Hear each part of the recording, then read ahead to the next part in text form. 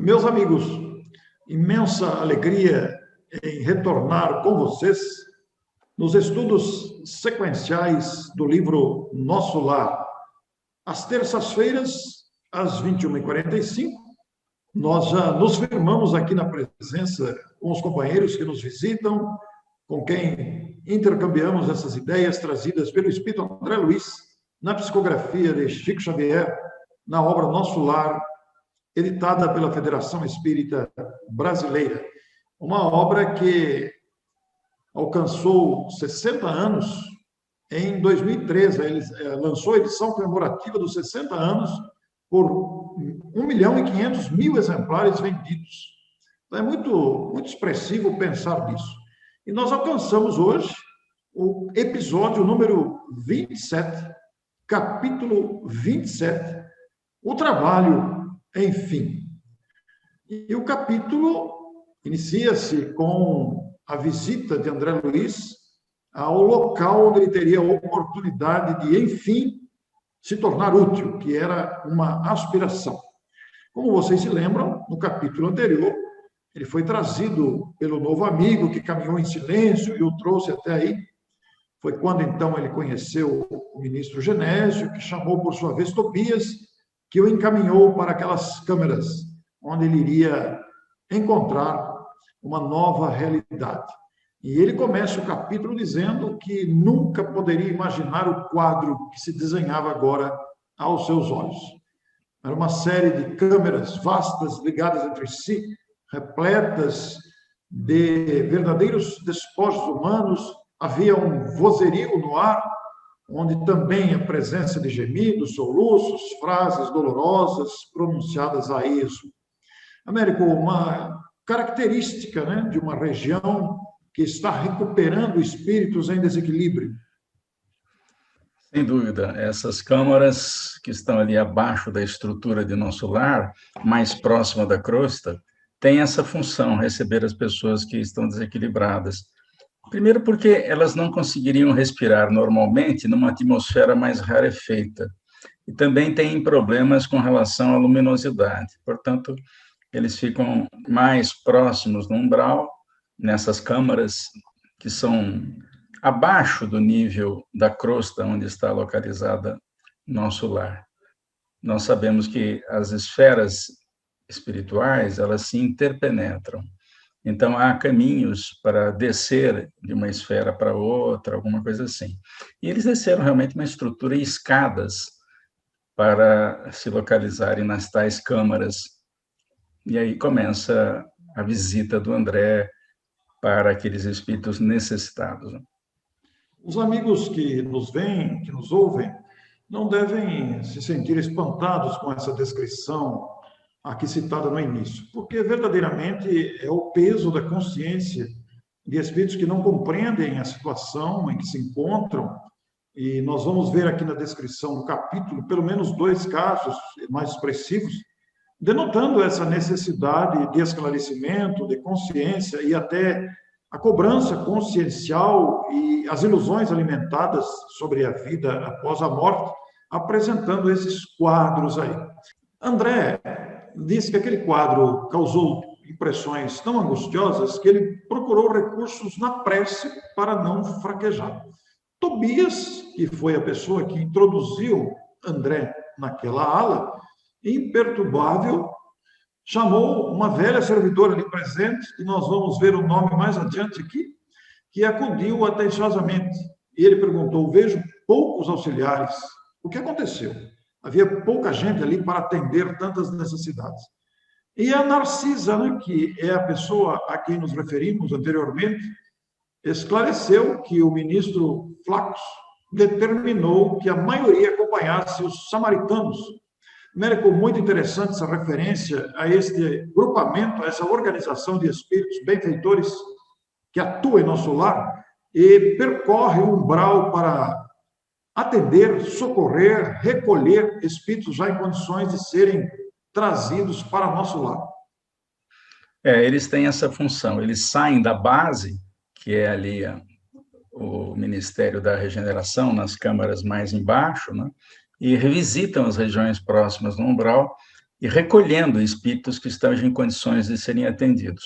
Eles não recolhem todos, porque nem todos têm uma postura adequada. Nós vamos ver qual é a postura adequada, ainda mesmo examinando o livro Nosso Lar, e com muito mais detalhes, no livro Obreiros da Vida Eterna, isso é bem esclarecido. Como é que eles fazem para observar quem que realmente está em condições de apresentar melhorias.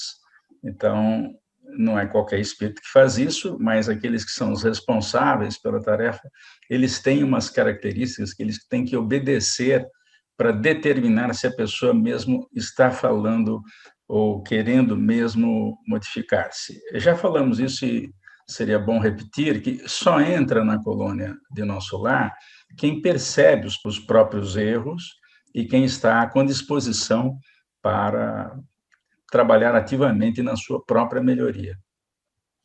Muito bem. E nessa primeira entrada na Câmara, em que André se refere a uma quantidade muito grande de camas recebendo criaturas nas mais diversas condições, e condições assim de dificuldade, necessidade mesmo muito grande, nós vamos ver aqui o exemplo do Ribeiro, que chamava Tobias com insistência. Ribeiro é um dos exemplos trazidos nesse capítulo de alguém que não compreende a situação em que se encontra e dizendo que aquilo era 1000 vezes pior que a morte na Terra. A gente percebe aqui que o Ribeiro, que está sendo atendido pelo Tobias, não sabia que havia desencarnado e pedia socorro, queria ar, queria saber onde estava, queria sair dali. E nós vamos ter aqui na sequência outros casos, pelo menos mais um com mais expressão, em espíritos desta condição, Américo, espíritos com dificuldade de entendimento da própria situação, clamando por assistência direta, chamando Tobias, mostrando que conheciam o Tobias como pessoa sempre frequente ali, e demonstrando essa perturbação que se mostrava agravada. Inclusive, Tobias pergunta o que aconteceu com o Ribeiro. Piorou, né? Por que o tempo de pior assim? Então, a Narcisa vai explicar, e o próprio Ribeiro ele vai dizer que ele percebia a exigência da presença no lar. Os familiares exigiam que ele voltasse à casa, que ele voltasse à vida, e isso o fazia entristecido, porque a esposa não estava bem, os filhos choravam, era um desespero muito grande, e isso altera a melhoria do Ribeiro. O Ribeiro estava melhorando, mas toda vez que os parentes choram de apego, chorar de tristeza tudo bem, mas choram de apego e o querem de volta, essa é uma advertência para todos nós com relação àqueles que partem. Vamos deixá-los partir, porque não há como trazer de volta. Vamos deixar que as coisas aconteçam da melhor maneira para quem desencarnou, porque eles precisam dessa tranquilidade. Então, nós, no Espiritismo, não que a gente não sofra com a morte dos queridos, mas a gente já sabendo disso, a gente toma mais cuidado. Claro que a gente chora também nos entes que partem mais cedo para a vida espiritual, mas a gente já tem essa compreensão de que devemos ficar firmes na certeza de que a vida continua e vamos nos encontrar mais cedo ou mais tarde do outro lado da vida. Esse trecho mostra bem como as aflições dos encarnados atingem os desencarnados. E a importância desse equilíbrio também referido por você, né?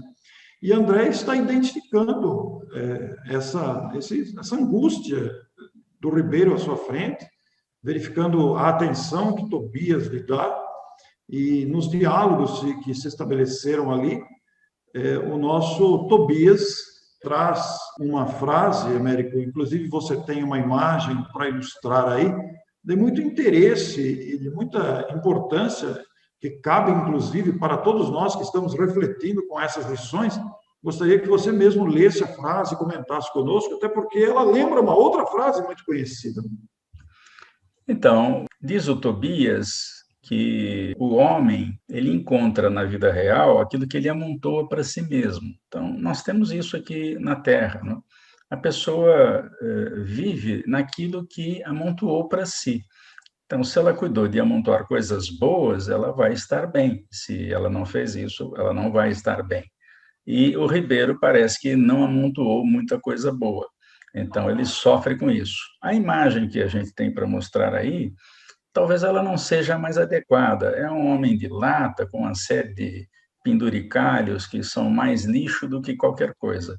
Está certo que isso é um exagero. Na realidade, todos nós amontoamos coisas boas e coisas não tão boas.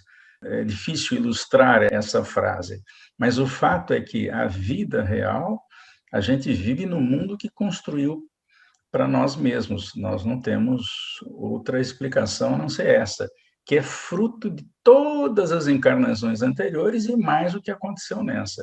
Então, nós somos o resultado hoje de tudo que foi feito daqui para trás. Então, não há com quem reclamar.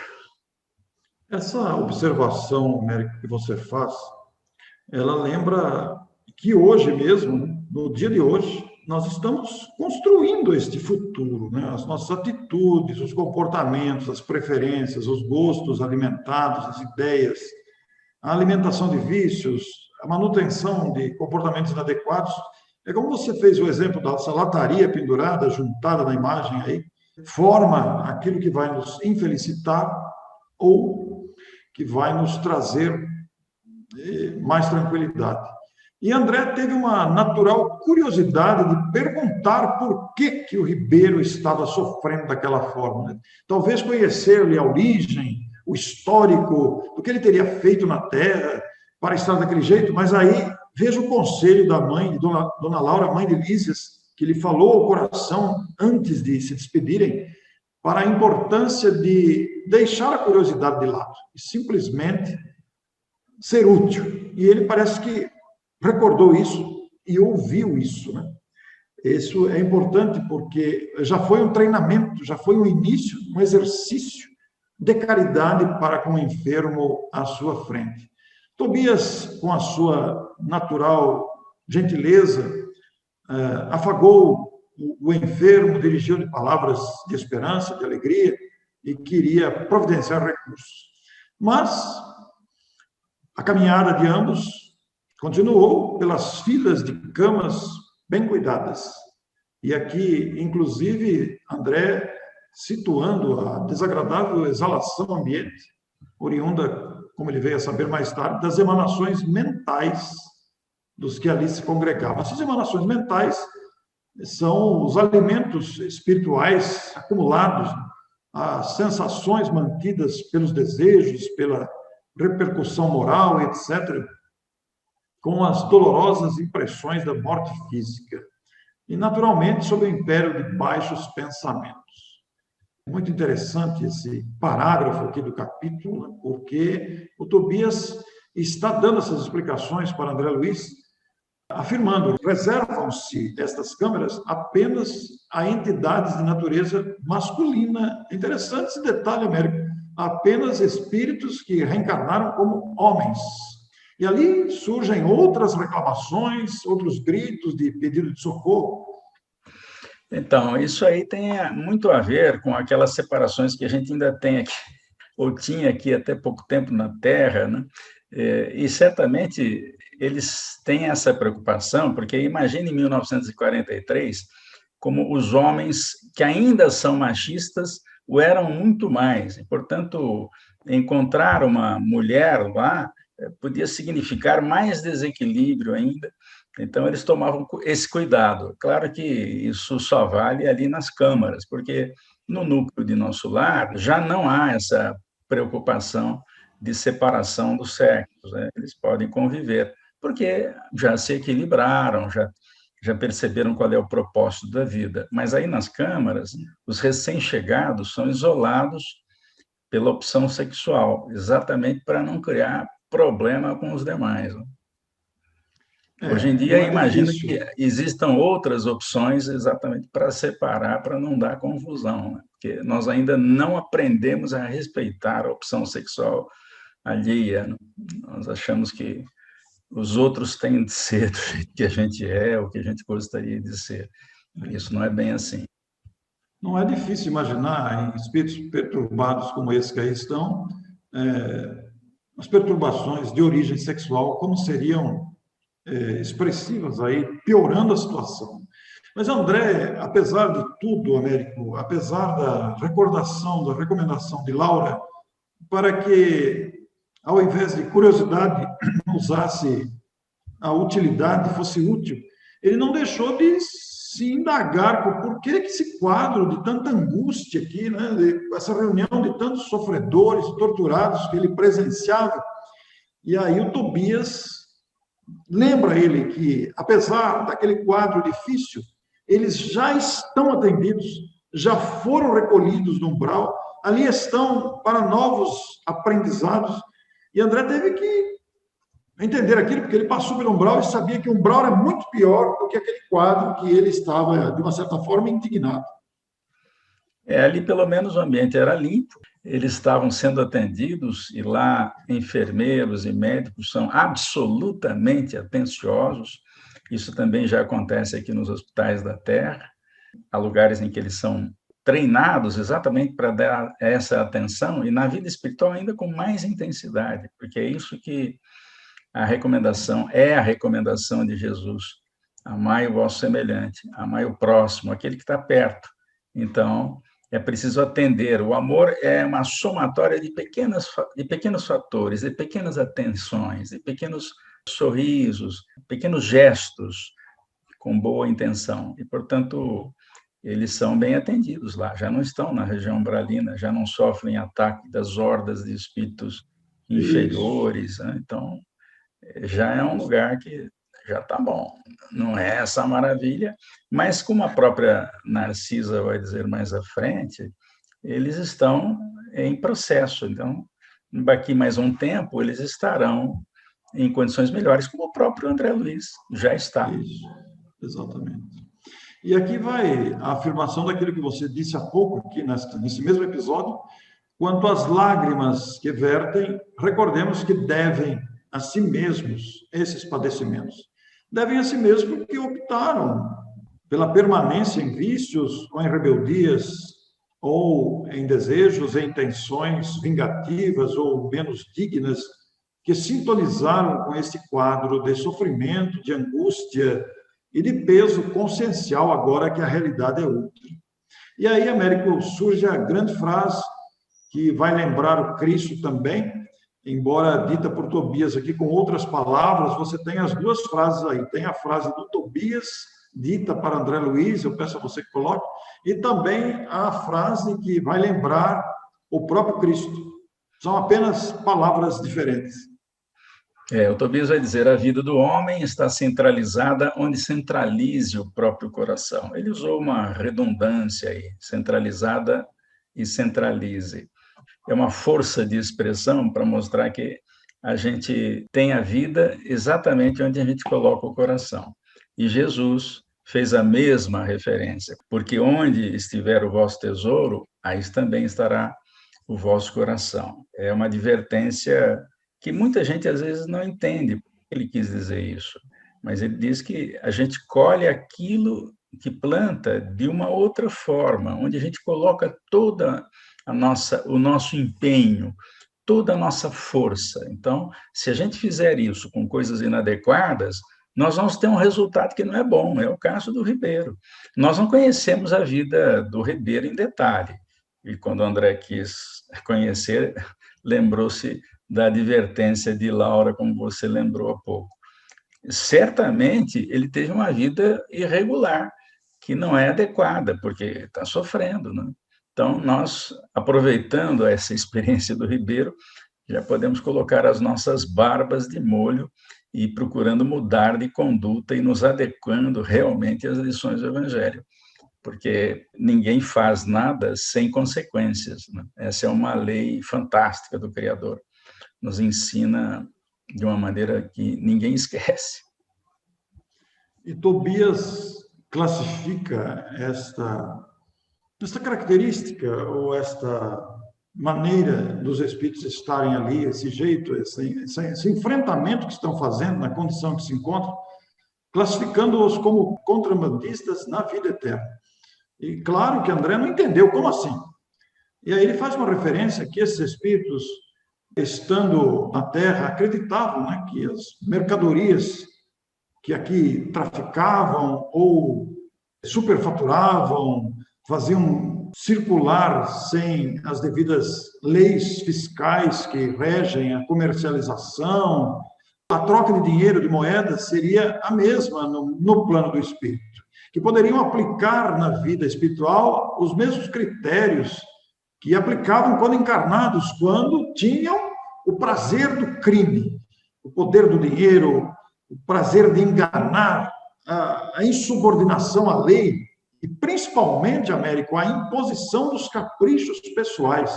Eles achavam que no mundo espiritual poderiam fazer da mesma forma.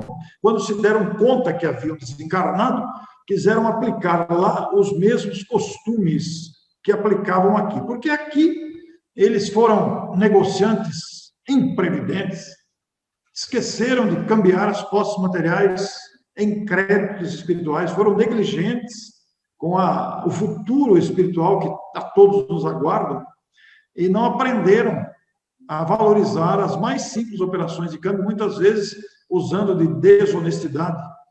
E como diz aqui um exemplo trazido pelo Tobias, quando iam a Londres, trocavam contos de réis por libras esterlinas.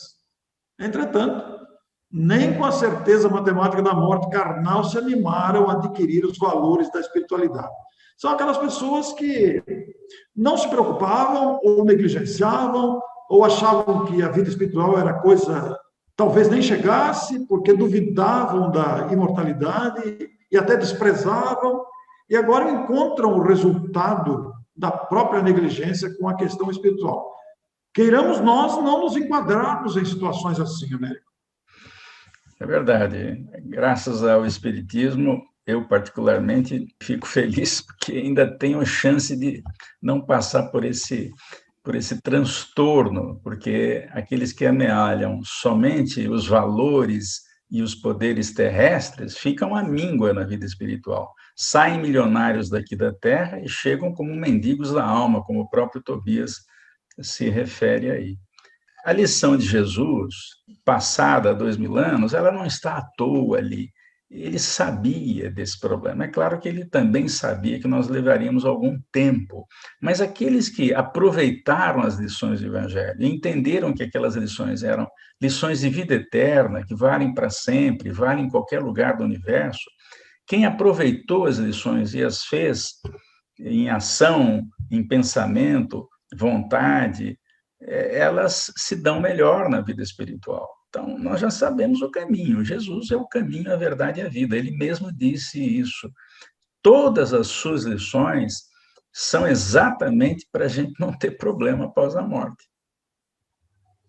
Américo, você faz uma advertência de profundidade, e nós estamos nos baseando no texto do livro aqui, né? Porque as condições materiais, os recursos materiais, o conforto material e mesmo o poder aquisitivo, materialmente falando, ele é importante para uma vida digna, mas nós não podemos ser escravos do dinheiro, ou da posse, ou do poder, porque o Tobias faz uma advertência de profundidade aqui. Temos os milionários das sensações físicas, são aqueles que nos permitimos apenas buscar os prazeres materiais em toda a sua extensão, tão variada, tão diversa, tão possível, que o dinheiro pode comprar, né? Mas se transformam em mendigos de alma, porque negligenciaram a naturalidade da nossa natureza. Somos criaturas imortais. Então, é um processo muito grave mesmo, que chama a nossa atenção, como você tão bem acentuou aí. Mas aqui, Américo, tem uma continuidade. Depois de todo esse esclarecimento e andança ali por aquele vasto salão, ele foi numa câmara anexa, acompanhado pela servidora Narcisa, que estava com eles, e aí André confessa que cambaleou de surpresa angustiosa. 32 homens de semblante patibular permaneciam inertes em leitos muito baixos, evidenciando apenas movimentos de respiração. Quer dizer, estavam ali quase que adormecidos, com a expressão abatida, sofrida. Américo, é bem importante essa citação da explicação que Tobias oferece para André Luiz. Então, uma advertência àqueles que aceitam a religião ou o cristianismo apenas exteriormente, sem mudança interior nenhuma. Então, nós devemos a nós mesmos, porque certamente já tivemos situações difíceis também nessa área, porque adorávamos o Cristo de maneira superficial, fazíamos referências à vida dele, à morte dele. Sobretudo, a gente faz um culto à morte de Jesus e não se lembra quase das lições que ele deixou. A gente só o lembra na cruz, na maioria das vezes. Ninguém se preocupa de fazer o que ele falou, né? Olha, vamos fazer, vamos amar o próximo, vamos respeitar o inimigo, pelo menos, vamos fazer isso e aquilo, porque isso é preparo para a vida espiritual. Que coisa! E o texto trazido pelo livro aqui vai mostrar mesmo esses pessoas indiferentes à realidade da nossa natureza imortal, são completamente indiferentes e depois é como se não despertassem, como se fosse um grande sono, aguardavam o nada mesmo na vida espiritual e por condicionamento mental, psicológico, é como se permanecessem assim. Nós vamos ver isso mais adiante no livro Os Mensageiros, né? Quando esse assunto será aprofundado também. E Tobias, muito atencioso, muito cuidadoso, na expressão aqui do próprio André, começou a aplicar passes naquelas pessoas, naqueles espíritos ali. André, espantado de ver aquilo, né?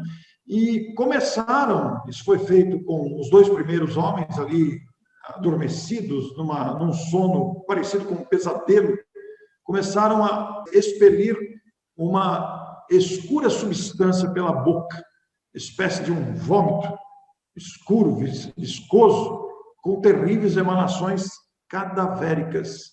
São fluidos venenosos que segregam, explicou Tobias, muito calmo. E Narcisa fazia o possível para atender prontamente a tarefa de limpeza. E aí, América, vou deixar para vocês, finalzinho aí, porque aí é que então André tem uma atitude que deixou a todos felizes e surpreendeu a ele mesmo, né? Uma atitude que ele antes não teria e agora teve. Ele saiu do posto de médico para posto de faxina, né? Foi trabalhar na faxina, pegou alguns apetrechos de higiene para limpeza e começou a limpar aquele vômito e trocar os panos, os lençóis e tudo mais. E a gente fez questão de deixar essa imagem aí do projeto Imagem, exatamente para mostrar esse primeiro serviço. É o médico terrestre, esse aí do meio é André, Narcisa está à esquerda, Tobias está à direita, aplicando passes, Narcisa está limpando e André assume a limpeza também desse sujeito que está deitado à cama, né? Era o primeiro dia de serviço em nosso lar. E curioso, porque apesar de estar fazendo uma coisa assim, abaixo das suas condições, porque ele já foi médico na Terra, ele se sentiu feliz, porque estava ajudando, ele compreendeu o propósito de Jesus, né? Ele vai dizer aqui, o final, no último parágrafo do capítulo, que o serviço continuou por todo o dia. Você até antecipou a informação, custando-me abençoado suor, e nenhum amigo do mundo poderia avaliar a alegria sublime do médico que recomeçava a educação de si mesmo na enfermagem rudimentar. No caso, ele que fora médico, agora limpando vômitos. Américo, uma coisa que chama atenção aqui, que eu pensei, meditei quando li o capítulo, porque até aqui no capítulo anterior, o 26, nós estamos no 27 hoje, todo o livro, até o capítulo 26, se refere ao próprio André, a sua dificuldade, a análise de si mesmo, o seu espanto, aos apuros que ele passou e mesmo as advertências que recebeu na sabedoria dos espíritos que o auxiliaram até aqui. Mas nesse finalzinho do capítulo 27, agora o livro vai mostrar o André se preocupando com o próximo. É uma nova vertente do livro, uma nova direção de um espírito que era orgulhoso, alheio, indiferente ao sofrimento alheio, que se julgava superior e agora se humilha, não no sentido de se sentir menor, mas se humilha no sentido de adotar uma postura de serviço, no sentido da verdadeira humildade, coloca-se a favor do próximo. Ele sai do salto alto da medicina para trabalhar ali no chão, na faxina, né? Limpando o vômito, né? E pela primeira vez em nosso lar, ele se sente feliz trabalhando, porque ele se sentia feliz sendo acolhido, ouvindo referências muito interessantes de Lísias, de Laura, mas aqui ele se sente feliz trabalhando, ele está ajudando as pessoas a se melhorarem. Isso é uma coisa fantástica, quando a gente ajuda uma pessoa em dificuldades a se melhorar, isso traz um benefício enorme para quem faz a ajuda, também para quem é ajudado. Esse é um mecanismo que é a proposta do Criador para todo o seu universo. Todas as humanidades, nos mais diferentes planetas, têm que aprender essa lição. Não é? Os planetas mais evoluídos, eles já aprenderam que é assim que funciona. Nós que ainda estamos na fase de expiação e provas em transição para a regeneração, temos que aprender. E segundo Emmanuel, no livro Consolador, ele diz que a aplicação das lições do Evangelho vai acontecer agora, nesse milênio, porque nós vamos perceber, a partir de agora, que é muito importante ajudar a humanidade a vencer essa dificuldade que nós estamos tendo em plena pandemia.